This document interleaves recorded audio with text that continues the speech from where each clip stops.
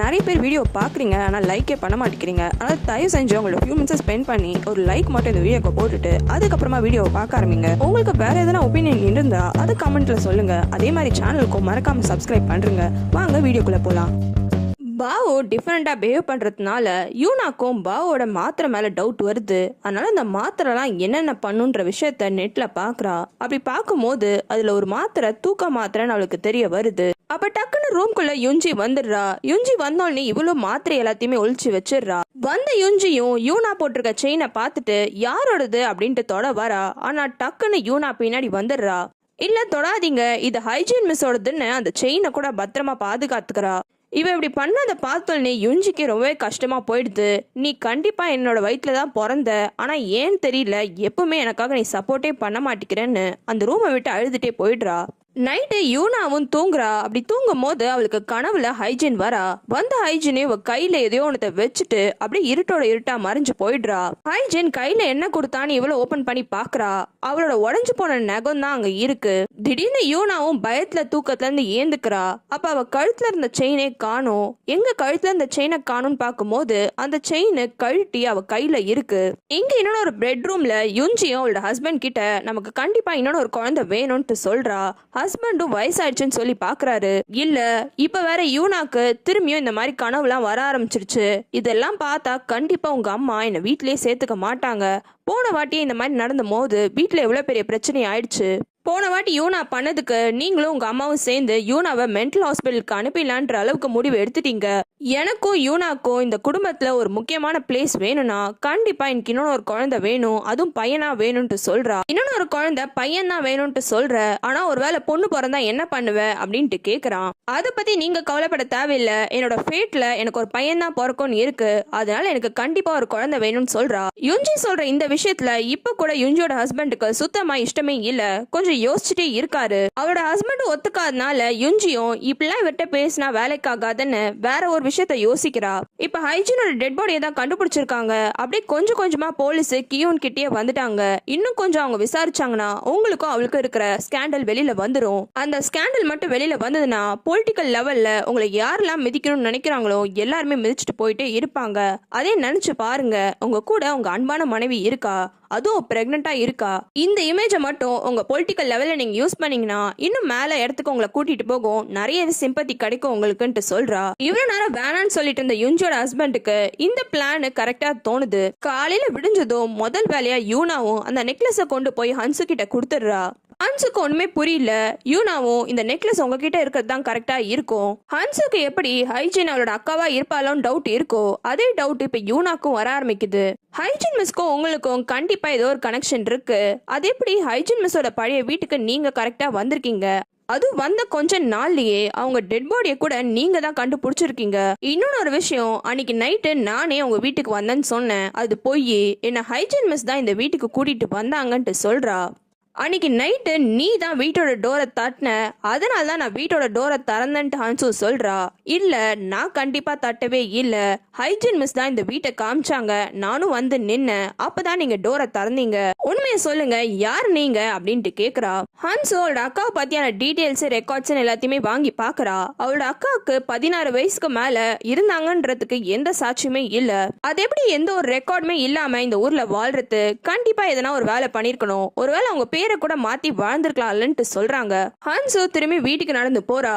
அப்ப புதுசா ஒரு போஸ்டர் ஒட்டி இருக்கிறத கவனிக்கிறா. ஹைஜீனுக்கு ஃபுனரல் நடத்துறாங்க, அதனால ஊர்ல இருக்கவங்க எல்லாருமே இன்வைட் பண்ணிருக்காங்க.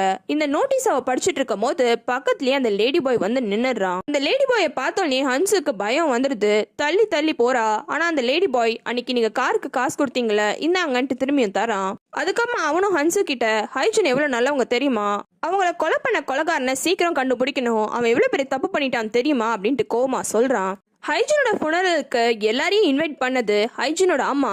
எதுக்காக அவங்க இப்படிலாம் பண்ணாங்கன்ட்டு பார்க்குக்கு அதிசயமா இருக்கு. காரணம் ஹைஜீன் காணாம போன விஷயத்த கூட இந்த ஊர்ல இருக்க ஒரு ஆள் ரிப்போர்ட் பண்ணல. ஆனா இவங்க என்னன்னா ஊர்ல இருக்கவங்க எல்லாரையும் இன்வைட் பண்ணிருக்காங்கன்ட்டு கோவப்படுறான். அதுக்கு ஹெட் ஆபீசரும் அவங்க அம்மாவை பொறுத்த வரைக்கும் ஹைஜீன் இந்த ஊர்ல சந்தோஷமா இருந்துக்கான்னு நினைக்கிறாங்க. ஆனால் ஊர் மக்களோட சேர்ந்து அவளை வழி அனுப்பணும்னு மேபி இந்த மாதிரி பண்ணிருக்கலாம், நீ ஏன் கோவப்படுறன்னு கன்சோல் பண்றான். இந்த நோட்டீஸ் ஊர்ல இருக்கவங்க எல்லாருக்குமே கிடைக்குது. யூன்ஜிக்கும் இது ஒன்று கிடைக்குது. ஆனா அவ கோவமா அதை கசக்கி போட்டுடுறா. யூனா அந்த மாத்திரையை பத்தி கண்டுபிடிச்சத பாவ கிட்ட போய் சொல்றா. என்னோட ஆன்டி தான் இந்த மாதிரி உனக்கு மாத்திரையை தராங்க. அந்த மாத்திரையை சாப்பிட்றதுனால தான் உனக்கு தூக்கம் வருது. எதனால என் ஆன்டி இந்த மாதிரி மாத்திரையை தராங்க? நான் வேணா பேசாம உங்க அப்பா கிட்ட கேக்கட்டான்ட்டு கேக்குறா. ஆனா அவளை கேட்க கூடாதுன்னு பாவு தடுக்கிறான். பாவுக்கும் அந்த மெடிக்கல் ஷாப் லேடிக்கும் ஒரு அக்ரிமெண்ட் இருக்கு. அந்த விஷயத்த பத்தி யூனா கிட்ட சொல்லாம, இல்ல எனக்கு ட்ரீட்மெண்ட்டுக்காக அவங்க கொடுத்துருக்காங்க, மத்தபடி எந்த விஷயமும் கிடையாதுன்ட்டு மறைச்சிடுறான். வேலைக்கு போனோமா வேலையை பார்த்தோமான்னு இல்லாம காயுங்க அந்த போட்டோவை எடுத்துட்டா. இப்ப அந்த போட்டோவையே பார்த்துட்டு இருக்கா.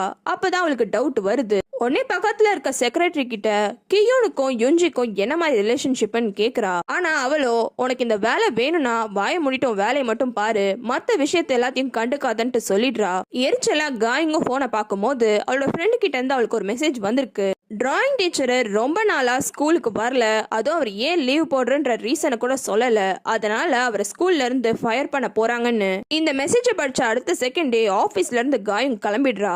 யுஞ்சிய விசாரிக்கிறதுக்காக அவளோட ஸ்டூடியோக்கே போயிட்டு எதுக்காக இந்த விஷயத்த பத்திலாம் எங்க கிட்ட சொல்லலன்ட்டு கேக்குறாங்க. அதுக்கு யுஞ்சி, என்னோட ஹஸ்பண்ட் அடிக்கடி இப்படிதான் எதனா ஒரு பொண்ணை கூட்டிட்டு வந்து பிரச்சனை பண்ணிட்டு தான் இருக்காரு, இது எனக்கு பழகி போயிடுச்சு, அதனால தான் இந்த விஷயம் இம்பார்ட்டன்ட் இல்லைன்னு நான் நினைச்சேன். நீங்க உங்க ஹஸ்பண்டை ரொம்பவே லவ் பண்ணுவீங்களோ அப்படின்ட்டு பார் கேட்குறான். லவ்க்காகலாம் இந்த விஷயத்த நான் பண்ணல, வீட்டோட மானம் போகுது, எப்போ பார்த்தாலும் என்னோட ஹஸ்பண்ட் இதே வேலையா பண்ணிட்டே இருக்காரு, அதனால தான் நான் அப்படி பிஹேவ் பண்ணேன்ட்டு சொல்றா. பார்க்குக்கு அந்த அகாடமியில் இருக்க பொண்ணு ஆல்ரெடி சொல்லியிருப்பா ஹைஜனும் இவளும் சண்டை போட்டாங்கன்னு. அது விஷயமா கேட்குறான். ஆனா அதுக்கு யுஞ்சி, நாளா சண்டே ஆரம்பிக்கல, ஹைஜன் தான் சண்டே ஆரம்பிச்சா, அதனால தான் அது அப்படி ஆயிடுச்சுன்ட்டு சொல்றா. பார்க்கு கேஸ்குள்ள மூழ்கிடுறான். அவ எப்படி அப்படிலாம் பண்ணலாம், ஹைஜன் பண்ணது ரொம்பவே தப்பு, அவளுக்கு எவ்வளவு திமிரு இருந்தா உங்க ஹஸ்பண்ட உங்ககிட்ட இருந்தே திருடலாம்னு நினைச்சிருப்பா. அதுக்கப்புறமா நான் இன்னொரு விஷயம் கூட கேள்விப்பட்டேன், அன்னைக்கு உங்களுக்குள்ள சம சண்டையாமே, 2 பேரும் முடியெல்லாம் பிச்சு கடைசியில ரத்தம் வரைக்கும் போயிடுச்சுன்ட்டு சொன்னாங்க. அவ அப்பெல்லாம் பண்ணதுக்கு உண்மையை பார்த்தா நீங்க தான் கோவப்படணும். ஆனா அன்னைக்கு அவளை அந்த சுச்சுவேஷன்ல பார்த்தவங்க அவளுக்கு தான் உங்க மேல ஏதோ வன்மம் இருக்கிற மாதிரி அந்த அளவுக்கு சண்டை போட்டான்ட்டு சொன்னாங்கன்ட்டு சொல்றான். இப்படிலாம் இவன் ஹைஜனை பத்தி பேசும்போது யுஞ்சியோட கை அப்படி தடுமாறுது. இந்த விஷயத்த அந்த ஹெட் ஆஃபீஸர் கவனிச்சிடறாரு. அதுக்கப்புறமா பார்க் பக்கமா பார்த்து கண்ணாலேயே கேஸ்க்கு வாடா அப்படின்ட்டு சொல்றாரு. அதுக்கப்புறமா பார்க்கும் சூசிக் ஃபெஸ்டிவல் நடந்தப்போ நீங்க எங்க இருந்தீங்கன்ட்டு கேக்குறான். அதுக்கு யுஞ்சியும், 20 வருஷமா நான் ஒரே விஷயத்த தான் பண்ணிட்டு இருக்கேன். சூசிக் ஃபெஸ்டிவலுக்கு ஒரு வாரத்துக்கு முன்னாடியே நானும் என்னோட மாமியாரும் அந்த புத்திஸ்ட் கோயிலுக்கு போயிடுவோம். சூசிக் ஃபெஸ்டிவலோட நைட் அன்னைக்கு தான் வீட்டுக்கு வருவோம். அன்னைக்கு நைட்டு வீட்டில் தங்கிட்டு அதுக்கப்புறமா ஒரு 2-3 நாளைக்கு நானும் என்னோட மாமியாரும் திரும்பியும் ஸ்ப்ரிங் பார்க்க போயிடுவோன்ட்டு சொல்றா. நீங்களும் ஹைஜனும் சண்டை போட்ட விஷயத்த உங்க ஹஸ்பண்ட் கிட்ட சொன்னீங்களான்ட்டு ஹெட் ஆஃபீஸர் கேட்கறான். அது எப்படி சொல்லாம இருக்க முடியும், அவர்கிட்டயும் சொன்னேன், அது தெரிஞ்ச உடனேயே அவ கூட பிரேக்கப் பண்றேன்னு என்கிட்ட சொன்னாரு அப்படின்ட்டு சொல்றா. அவ்வளவு சீக்கிரம் அவர் பிரேக்கப் பண்ணிட்டாரா அப்படின்னு ஹெட் ஆஃபீஸர் டவுட் பண்றான். அதை பத்தி நீங்க தான் அவர்கிட்ட கேட்கணும், என்கிட்ட அவர் சொன்னது இதுதான் அப்படின்ட்டு யுஞ்சி முடிச்சிடுறா. அதே நேரம் யுஞ்சியோட ஹஸ்பண்டோட ஆபீஸ்ல தான் அவளோட தங்கச்சியும் இருக்கா. அவ போன்ல ஒரு போட்டோவை காமிக்கிறா. அதுல ஒரு பென்டிரைவ் தான் இருக்கு. அந்த பென்டிரைவ் பார்த்தோன்னே யுஞ்சியோட ஹஸ்பண்டோட மூஞ்செல்லாம் வேர்த்துடுது. அந்த மெடிக்கல் ஷாப் லேடியும், எனக்கு பண்ண ப்ராமிஸை நீங்க காப்பாத்தலன்னு தெரிஞ்ச உடனே எனக்கு எவ்வளவு கோவம் வந்துருச்சு தெரியுமா, அவ்வளவுதான் நான் நினைச்சேன், பார்த்தா திடீர்னு இதோட கையில வந்து கிடைச்சிருச்சு. யுஞ்சியோட ஹஸ்பண்டும் கோவப்படுறான். இதுதான் அதுன்னு என்னால எப்படி நம்ப முடியும்ட்டு கேக்குறான். அதுக்கு மெடிக்கல் ஷாப் லேடி, நான் அந்த பென்ட்ரைவை யூஸ் பண்ணி அதுக்குள்ள இருக்க ரெக்கார்டிங்ஸ் எல்லாம் கேட்டேன், நீங்க இருமுனது கூட கிளியரா கேக்குது, அன்னைக்கு உங்களுக்கு செம கோல்டு போல இருக்கே அப்படின்ட்டு கேக்குறா. என்ன ரெக்கார்டிங் தெரியல, ஆனா அதுதான் உண்மை போல இருக்கு, அதனால யுஞ்சியோட ஹஸ்பண்டும் சைலண்டாவே இருக்கான். இப்போ உங்களுக்கு நிம்மதியா இருக்குமே இந்த விஷயத்த பத்தி தெரிஞ்சதுக்கு அப்புறமா அப்படின்னு கிண்டல் பண்றா. யுஞ்சியோட ஹஸ்பண்டும் ரொம்ப கோவமா, உங்க அக்கா விட நீ மோசமான விஷப்பாம்பா இருக்க அப்படின்ட்டு கத்துறான். நான் ஸ்கூல்ல வேலை செய்யறவங்க எல்லார்ட்டையுமே கேட்டேன், கியூன்னு ரொம்பவே ஹார்ட் ஒர்க் பண்றானாமே தேவையே இல்லாம, எனக்கு பண்ண ப்ராமிஸ் மட்டும் உங்களுக்கு ஞாபகத்துக்கு இருக்கட்டும், தேவையில்லாம உங்க பையனை எல்லா வேலையும் பண்ண சொல்லி வேற எதனா ட்ரை பண்ணலான்னு மட்டும் நினைக்காதீங்க. இல்ல என்னால உடனே எல்லாம் பண்ண முடியாது, எனக்கு டைம் வேணும்ட்டு யுஞ்சியோட ஹஸ்பண்ட் சொல்றான். ஆனா அதுக்கு தங்கச்சிக்காரி, நான் 2 வருஷம் வெயிட் பண்ணேன், அவ்வளவுதான் டைம் தர முடியும். உங்களுக்கு வேற சீரிஸ் பார்க்கணும்னா கமெண்ட்ல சொல்லுங்க.